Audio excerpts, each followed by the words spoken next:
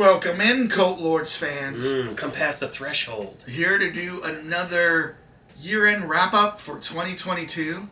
This is Dane's top 8 TV series of 2022. That's right. That he watched in 2022. I forgot to put my list together. Oh, no. Okay. I'm going to have to do it off the top. Gonna have to wing it. All right. Wing it. So, Dane... And the premise, by the way, is it's viewed in 2022, but it might have come from a different year just because it takes some time, a long time to get to certain things. He just recently watched season 5 of All in the Family. To be jolly, la la la la la la. Get out of my chair, meathead. Yes, so, God. He, he's going to have $6 Million Man with Yep. Lindsay Wagner season. I think it's season 7. Okay. I just got to it. Yeah. Season 5 of Firefly, as you so eloquently I didn't know told they me. had 17 episodes. He didn't know there was only one season. It's because it was like 5 DVDs. Yeah. I just assumed. All right. All right. So what are we doing here? We are doing the top 8, but first of all, subscribe.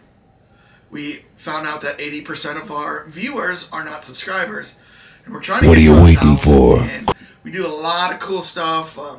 Trailer reaction comes out every day of the week, so you can watch a new trailer reaction, wake up, start your morning with your Cheerios and a trailer reaction, and then we do a movie review every week. So see what's on tap there. And then we're gonna do some music kind of reviews, and then some zombie stuff and more top 8s, lots of stuff coming. Comic book stuff actually coming in 2023.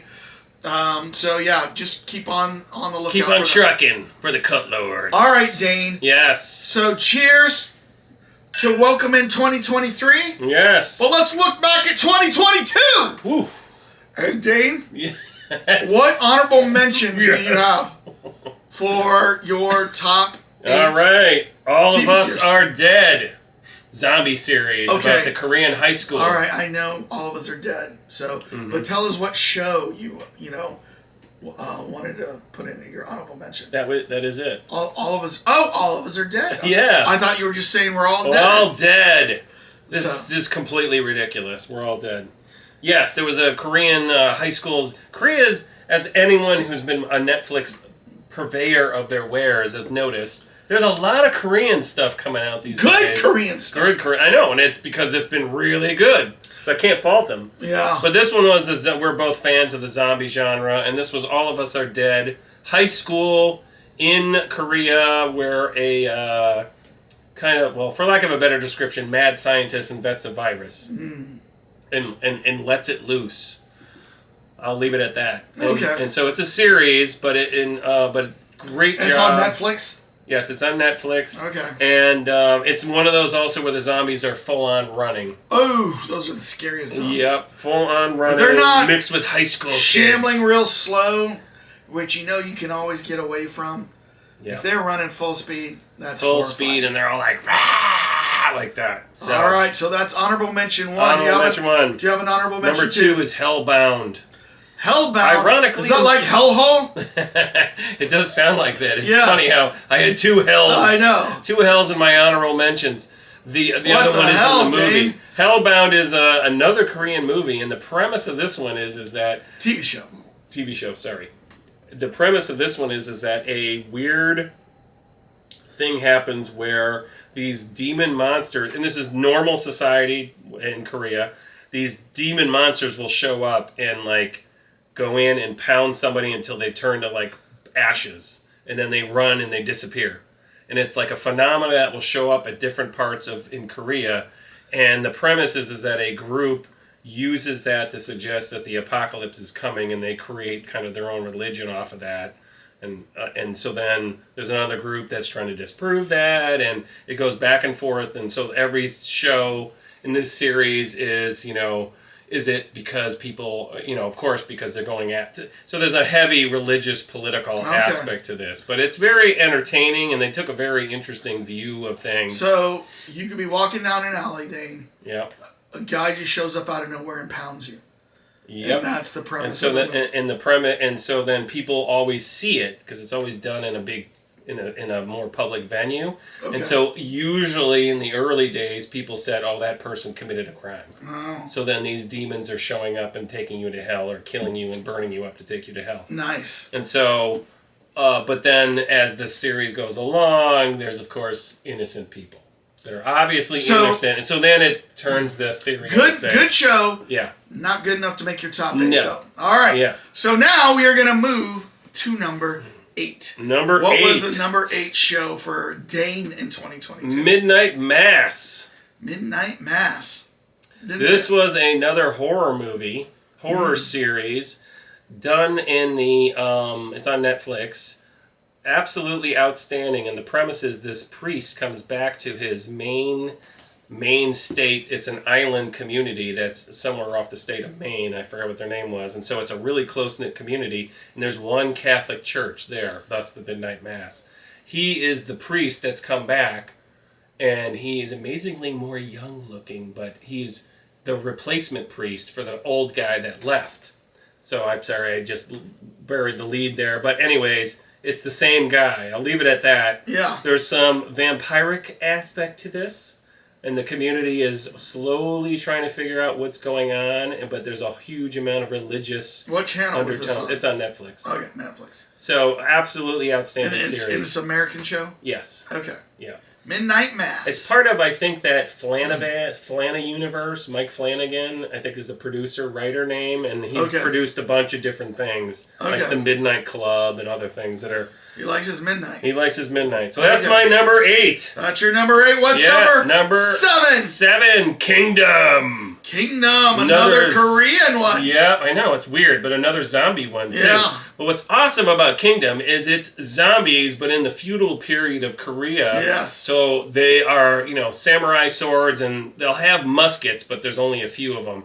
And it's another one where the zombies run like crazy. Oh, yeah. And they're running mass. And it's a very interesting aspect of how, I don't want to go how they get created or anything, but they turn the genre on its head a bit because the zombies... only come out at night. Right, exactly. They can't come out during the day. So then you're like, is it zombies or is it vampires? Right. They kind of mix it in there. Yep, you're safe in the day, but screwed at night if you're not safe. And I think it's subtitled. I can't remember if that one was... Well, I think it comes with a natural dubbing. Yeah. If you want to keep it on that, or... Because I watched this too, and it was great. Yeah.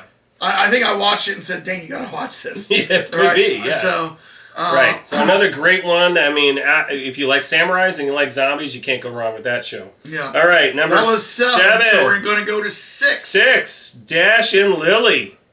Dash and Lily. Well, this is more for the romantics out there.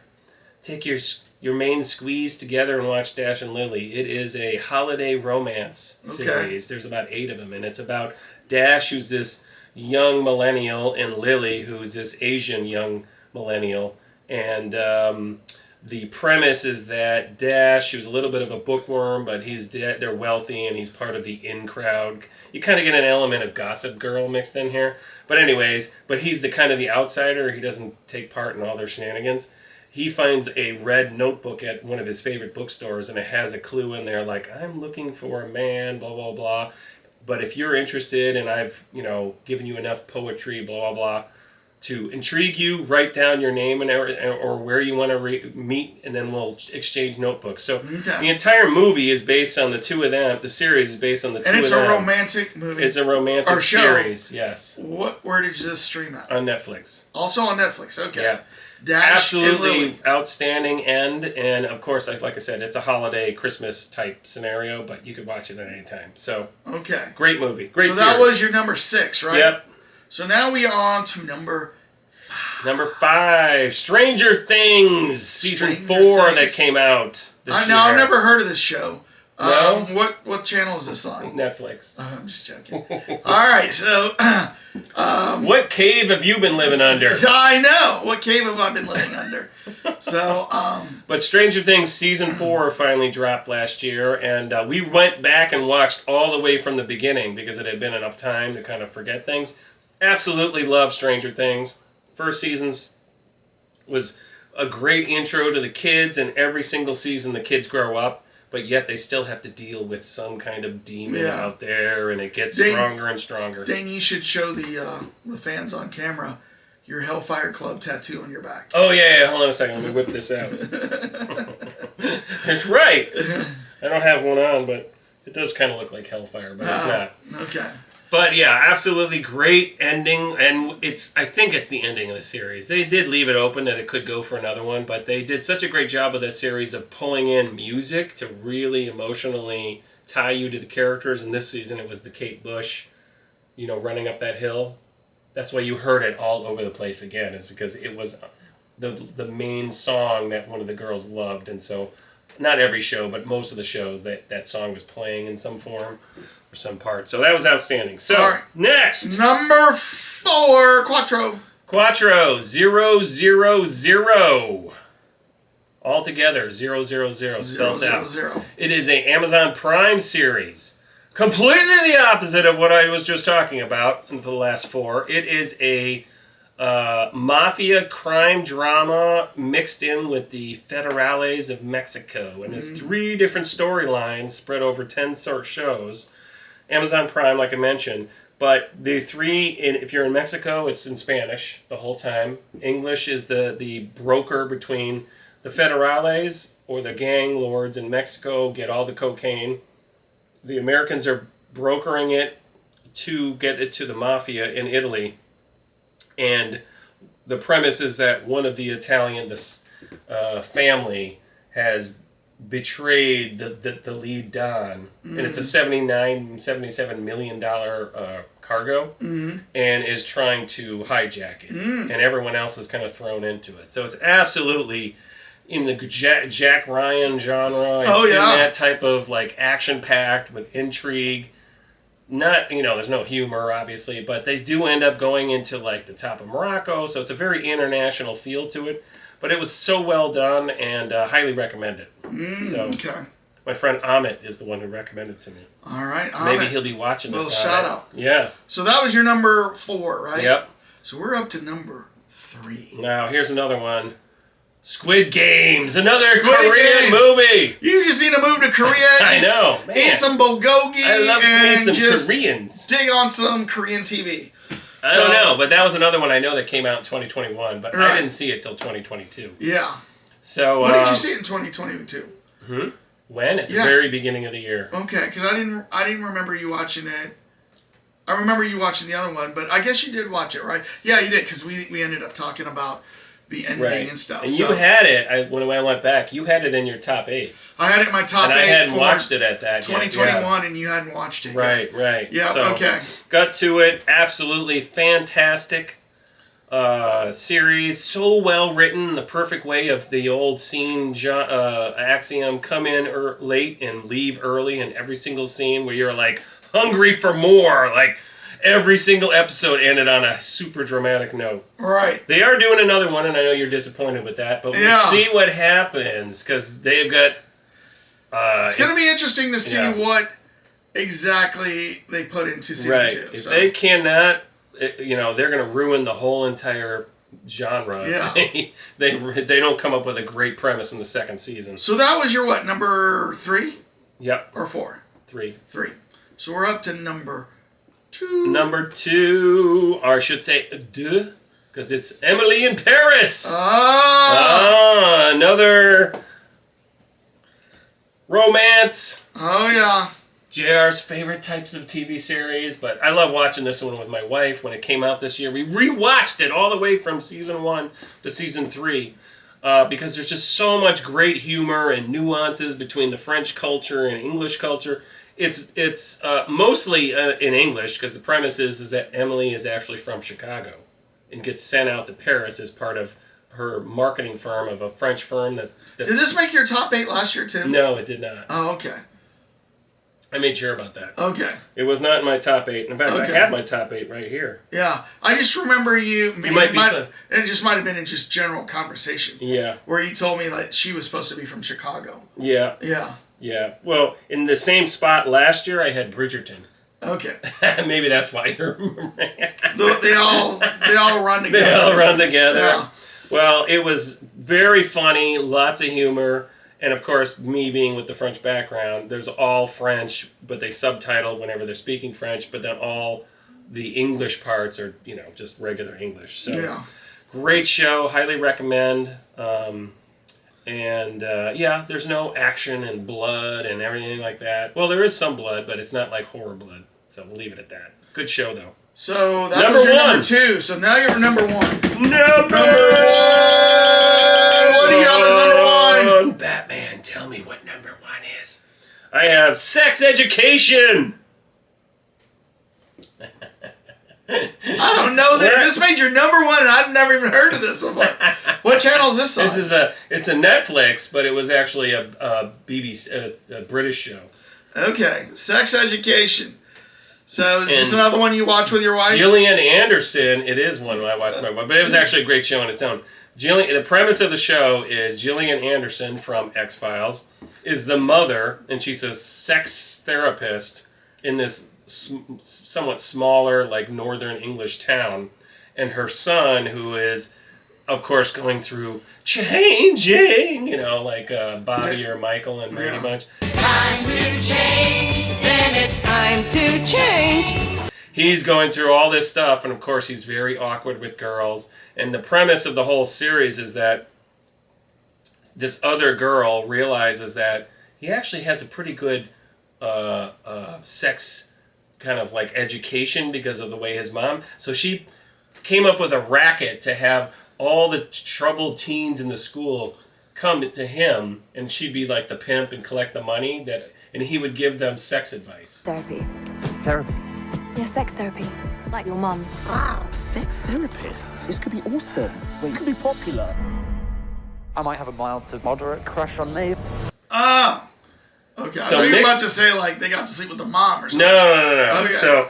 So it's, of course, there's some saucy scenes. It's definitely on the racier side. It's nonstop, British swearing, but it's humorous. It's got a lot of emotional draw to it. The music is absolutely outstanding. I think every single episode I was turning on SoundHound to figure out, like, what song is this? Because, like, have you ever heard of Ezra? I forgot what his name was. But they use him a lot in a lot of the music. It's a British singer. And it's got, like, a bluesy, there's some jazzy music. And so it's just so well done. A great series. Nice. Highly recommend it, and I can't wait till they come out with another one. So, recap, what was your 8 through 1 again? Midnight Mass, Kingdom, Dash and Lily, Stranger Things 4, 000, Squid Games, Emily in Paris, and Sex Education. Nice. All right. So, well, Dane, it's a full belly of... That's a good recap of 2022. What's one series you're looking forward to, or something you've heard's coming out in 2023 that you cannot wait to see? A lot of it is going to be like the next, like, Black Summer season 3. I hope they come out. I don't know. I don't know if they're doing. Yeah, I don't think they're doing that. But I don't actually know of any series. To tell you the truth, I haven't heard anything that's come out, so I don't have one. Okay. I'm looking for some suggestions, so put some in the comments. Okay. Well, I tell you what, I might have to listen extra hard to his 2023s. Yeah, because go through your top 8 one more time. Read those again. TV series? Yeah. Midnight Mass, Kingdom, Dash and Lily, Stranger Things, 000, Squid Games, Emily in Paris, Sex Education. I can 100% guarantee you that not one of those made my top 8 list. Well, of course. Yeah, we're always going to diverge in a lot of ways. And now we don't... Well, some of the stuff we cross over, but a lot of times you get the things before I do. Yeah. And then, obviously, there's stuff that I watch with my wife that appeals to me at the same time. A lot of times I'll call him up and I'll say, "Oh, you got to watch this." He goes, "Well, I'm watching Downton Abbey with the wife," and I'm like, "Oh, for Pete's sake!" We're rewatching the entire series. Yeah, because there's a movie coming up. I keep telling him, "You got to watch Yellowstone. You got to watch." Well, we're watching Emily in Paris. I'm like, "Oh, yeah." All right, but yeah, it would. I don't, Squid Games is coming out. I know that, but that's it. And all right. So, well, I tell you what, Cult Wars fans, go down, and in the left hand or right hand corner, hit the subscribe button. We need to get to 1,000 subscribers. We put out a trailer reaction every day, a movie review every week, and then all kinds of other special stuff. Then, like this. We need to get to double-digit likes. And then we need you to go down into the comments. Tell us what was in your top 8. Also, make sure to go listen to my top 8. And then we'd like you to grade Dane's top 8 and my top 8. We want to... In the comments. In the comments, yeah. Not dislike. Yeah. Yeah. We always want thumbs up. Yep. And then in the comments, that's where you can flame us or if you want to. But yeah, give Dane a grade for his top 8, then give me a grade for my top 8. So all right, so why don't you get off this channel right now and go check out my top 8. Okay, peace out!